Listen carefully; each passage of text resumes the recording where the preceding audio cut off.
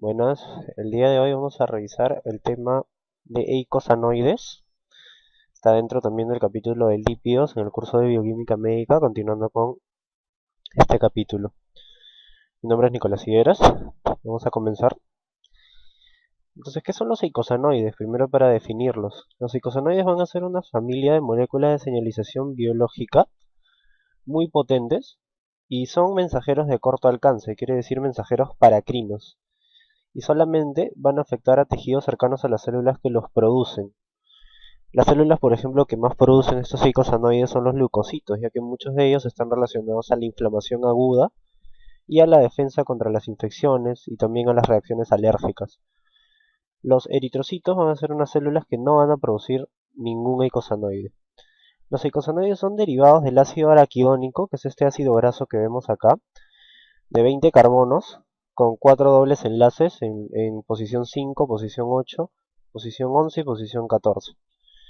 Y recordar, ¿no?, que el ácido araquidónico proviene de los fosfolípidos de membrana, ¿no? Un fosfolípido de membrana celular está compuesto por un glicerol 3-fosfato y dos ácidos grasos. Dentro de la composición de esos dos ácidos grasos, uno de ellos mayormente es el ácido araquidónico. Entonces, para la síntesis de eicosanoides, se van a tener que degradar los fosfolípidos de membrana celular. Esa va a ser su principal fuente. Bien, entonces los precursores de los eicosanoides van a ser ácidos grasos poliinsaturados. ¿Y de cuáles son, no? Son el ácido araquidónico, del que hemos estado hablando, el ácido eicosatrienoico, el ácido eicosapentenoico. Como vemos acá, el ácido araquidónico y el ácido eicosatrienoico son ácidos omega 6 y el ácido eicosapentenoico omega 3. ¿No? Recordar que la denominación omega viene a ser, a contar del extremo metilo del ácido graso, tenemos que contar dónde encontramos el primer doble enlace, y esa será la denominación omega. Si lo encontramos en posición 6, será omega 6, contando desde el extremo metilo, ¿no? Por ejemplo, si regresamos acá, este es el extremo metilo, CH3, contamos 1, 2, 3, 4, 5, posición 6, ¿no? Por eso es que el ácido araquidónico decimos que es un ácido graso omega 6. Bien. Entonces estos tres ácidos grasos de los cuales hemos estado hablando están almacenados, como dice acá, en los fosfolípidos de la membrana celular. Entonces se va a tener que degradar la membrana celular para poder sintetizar eicosanoides. De los tres, el principal es el ácido araquidónico. Y a su vez, estos ácidos grasos de membrana tienen otros precursores, ¿no? Si bien es cierto, ellos son los precursores de los eicosanoides, a su vez estos ácidos grasos tienen precursores dietéticos. Los precursores dietéticos son los ácidos grasos esenciales, es decir, aquellos ácidos grasos que no se pueden sintetizar en el ser humano, sino que tienen que ser siempre ingeridos con la dieta. Por ejemplo, el ácido linoleico es uno de ellos, y de este ácido linoleico van a derivar el ácido araquidónico y el ácido eicosatrienoico, es decir, los dos omega 6. Y del ácido linolénico, que es el otro ácido graso esencial, ¿no? Recordar que estos dos, el ácido linoleico y el ácido linolénico, son los ácidos grasos esenciales. Este va a ser el precursor del ácido eicosapentenoico, el omega 3. Bien. Entonces primero vamos a ver lo que es la liberación de los precursores, ¿no? Y hemos dicho que los precursores están en la membrana de las células. Entonces vamos a tener que utilizar aquí a las fosfolipasas, ¿no? Es decir, enzimas que degradan a los fosfolípidos para liberar los ácidos grasos que nos interesan, ¿no? Por ejemplo, tenemos la vía de la fosfolipasa A2, que de un fosfoglicérido de colina, es decir, un fosfolípido que en su grupo X, que está unido al fosfato, tiene una colina, y en el ácido graso 1 y 2 tendrá en uno de ellos ácido araquidónico, sobre todo en lo que es el ácido graso situado en el carbono 2. Justamente la fosfolipasa 2 lo que hace es degradar el enlace éster que existe entre el carbono 2 del glicerol y el ácido araquidónico, por lo tanto liberando ácido araquidónico. Y tenemos que el calcio va a ser un activador de esta reacción. También tenemos la vía de la fosfolipasa C, que de un fosfoglicérido de inositol, el inositol es un carbohidrato que se encontrará como grupo X unido al fosfato. Aquí la fosfolipasa C primero nos va a liberar un 1,2 diacilglicerol, ya que si recordamos, la fosfolipasa C lo que hace es romper el enlace que se encuentra entre el fosfato y el carbono 3 del glicerol. Entonces liberando el fósforo y el inositol, en este caso que es el grupo X. Entonces nos liberará el 1,2 diacilglicerol, que es el glicerol con dos ácidos grasos. Y después tenemos a la diacilglicerol lipasa, que nos va a liberar un monoacilglicerol, que es el glicerol con un ácido graso unido, y nos libera el ácido araquidónico que probablemente se encontrará en la posición 2. Entonces acá ya hemos liberado los precursores. Tenemos dos vías: vía de la fosfolipasa A2 y vía de la fosfolipasa C.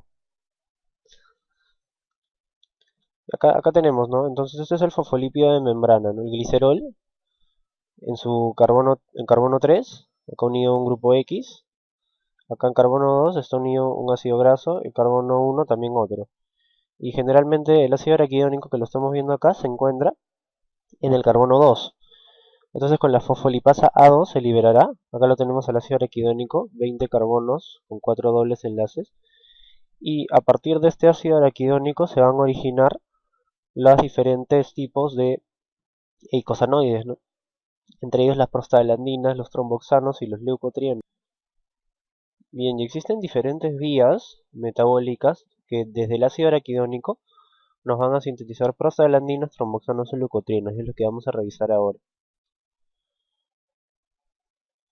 Entonces vamos a ver primero los eicosanoides cíclicos, que quiere decir que en su estructura química hay anillos. ¿Cuáles son estos? Son de tres tipos: las prostaglandinas, las prostaciclinas y los tromboxanos. Bien. Entonces acá este es un esquema general de todo lo que vamos a ver, ¿no? Entonces, como hemos dicho, de los fosfolípidos de membrana celular, con las fosfolipasas, ya sea fosfolipasa A2 o fosfolipasa C, se va a liberar ácido araquidónico. Y el ácido araquidónico puede seguir dos vías: la vía de la ciclooxigenasa o COX y la vía de la lipoxigenasa o LOX. Cuando sigue la vía de la ciclooxigenasa o COX, el primer intermediario va a ser la prostaglandina G2. Después, a partir de la prostaglandina G2, va a ser la H2. Y la prostaglandina H2 es la precursora de todos de todas las prostaglandinas siguientes, ¿ya? De todas, y tromboxanos. Entonces acá tenemos algunos de los principales. Por ejemplo, la prostaciclina, o también la llamamos prostaglandina I2, es una molécula que va a producir vasodilatación y va a inhibir la agregación plaquetaria, va a ser un antiagregante plaquetario. Mientras que el tromboxano A2 es lo contrario, eso produce vasoconstricción e induce la agregación de las plaquetas. Entonces tengo que recordar que la prostaciclina y el tromboxano A2 son moléculas que tienen acciones completamente contrarias. Después tenemos a la prostaglandina D2 y la E2, que hacen vasodilatación y aumento de la permeabilidad vascular, pero aparte tienen otras funciones. Por ejemplo, la prostaglandina E2 está relacionada a la protección gástrica, está relacionada al aumento de la secreción de moco gástrico y también a la disminución de la secreción de ácidos, lo que protege contra el desarrollo de úlcera péptica.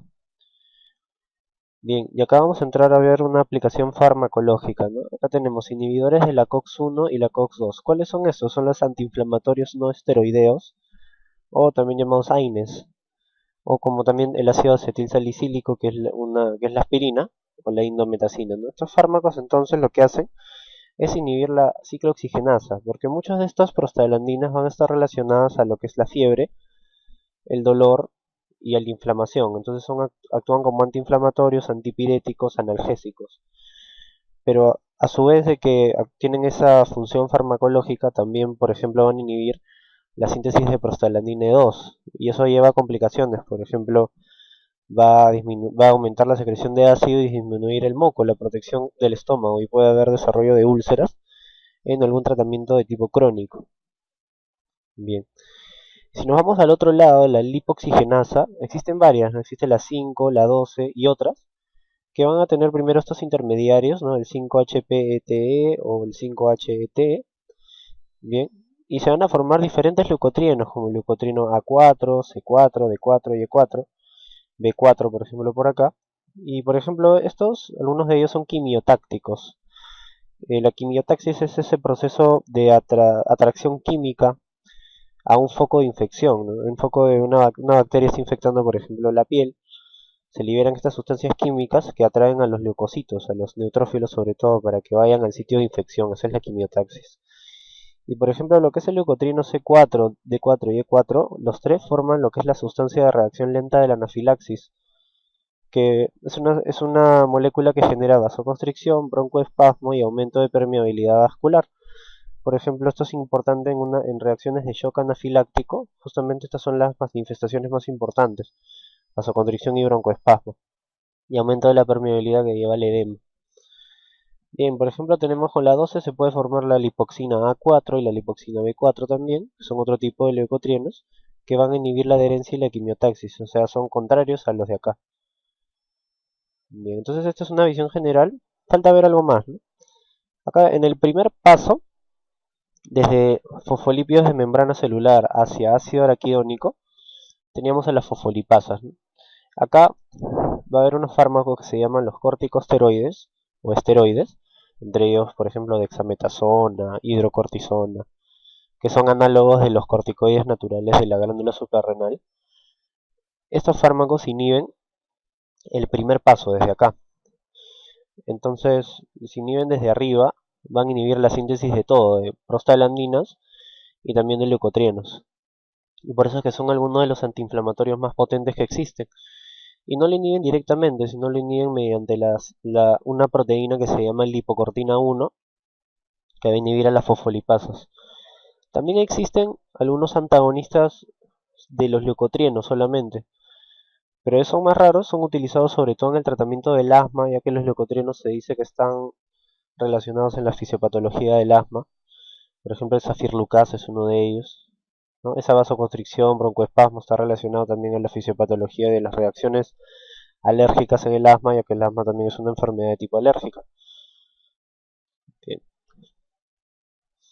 Entonces miren, algunos de las acciones más importantes de los metabolitos del ácido araquidónico, por ejemplo tenemos vasodilatación hacia la prostaciclina, prostaglandina I2, prostaglandina 1, E2 y D2, vasoconstricción, contrario, el tromboxano A2, los leucotrienos C4, D4 y E4, aumento de la permeabilidad vascular, leucotrieno C4, D4 y 4, quimiotaxis y adherencia de leucocitos al endotelio, leucotrieno B4 y el ácido hidroxiicosa tetraenoico, HETE, que es un eh, intermediario en la síntesis de leucotrienos, un precursor.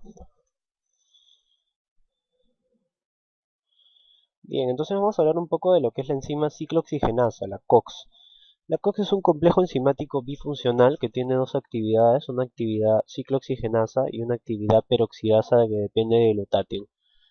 Dentro de su estructura va a presentar al grupo M, el que tiene la hemoglobina, y es una proteína integral de membrana de lo que es la luz del retículo endoplasmático y en la membrana nuclear, ¿no? O sea, se encuentra en la membrana del retículo endoplasmático y en la membrana del núcleo, no en la membrana celular, en la membrana plasmática.